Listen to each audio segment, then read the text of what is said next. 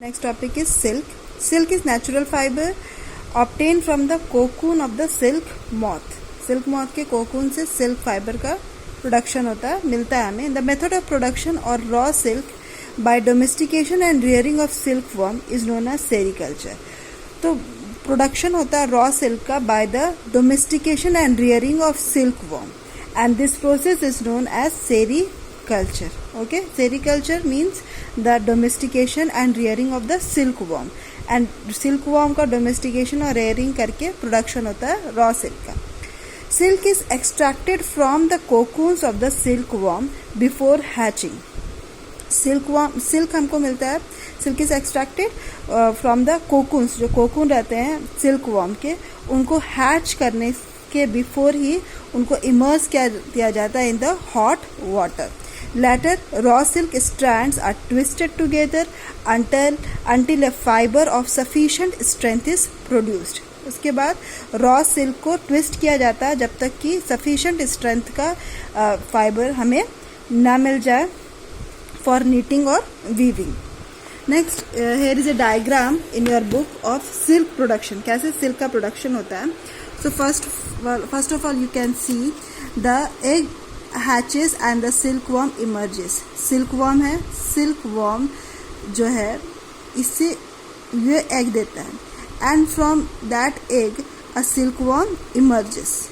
Okay, जब ये silkworm बाहर निकलता है then it eats 50,000 times its initial weight in mulberry leaves. Mulberry leaves को वो खाता है, and it grows and grows. ठीक, जब ये बड़ा हो जाता है then the silkworm spins a cocoon around itself. फिर इस तरह का एक तरह का कवर वो अपने अराउंड पूरा कवर कर लेता है, अपने ऊपर बना लेता है. ठीक, and inside the cocoon the caterpillar changes into a pupa. और क्या इसके बाद कोकून के अंदर स्टेज को, इसको हम लोग कोकून कहेंगे, और इस कोकून के अंदर जो कैटरपिलर है वो चेंज हो जाता है एज ए प्यूपा. फिर इस कोकून को ही बॉइल्ड और स्टीम्ड ये में इसको स्टीम कर दिया जाता है, बॉइल्ड कर दिया जाता है to kill the pupa and loosen the sericin that holds the cocoon together. फिर उसको इसमें डाल दिया जाता है. इसमें डाल देने के बाद क्या हो जाता है कि वो जो कैटरपिलर रहता है और जो प्यूपा रहता है वो मर जाता है, और उसके जो ऊपर का कवर है वो थोड़ा सा लूज हो जाता है. तब उसको हम लोग एज ए फाइबर निकाल पाते हैं. Individual filaments are unravelled. फिर वो निकाल जाता है, ये जो कवर ऊपर का रहता है उससे फिर फाइबर्स निकलते हैं. आप इसको देख सकते हो कि इसको मैग्नीफाई करके दिखाया गया है कि कैसे ये एक पतला सा स्ट्रैंड ये कैसा दिखता है ट्विस्ट किया हुआ, स्पन इनटू अ थ्रेड, और फिर उसको उसका धागा बना दिया जाता है. And from that thread it is woven into a fabric, और फिर इस धागा से फैब्रिक बनता है. Okay, now uses of silk. Silk is strongest natural fibre. ये सबसे ज़्यादा स्ट्रॉन्ग नेचुरल फाइबर है. It is aesthetically beautiful and Airy.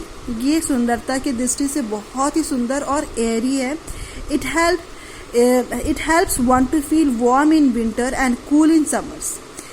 Silk ऐसा फाइबर है जिसको अगर हम लोग विंटर में पहनते हैं तो हमको वार्म फील होता है, और अगर हम समर में पहनते हैं तो हमको कूल फील होता है. That is the reason silk is used extensively in garments. Besides clothing, it is also used for making parachutes, medical dressings and suture materials. इसके साथ ही साथ क्लॉथिंग के साथ साथ इसका यूज होता है एज ए पैराशूट में, मेडिकल ड्रेसिंग्स में, फ्यूचर मटेरियल्स मतलब जो टाका दिलाता है ना उसमें इसी सिल्क थ्रेड का यूज किया जाता है. The silk fibres are woven as satin, velvet, chiffon, crepe and ब्रोकेट्स.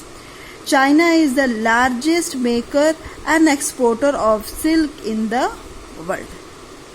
Okay, that's all for today. In the next class we will discuss about the synthetic fibers.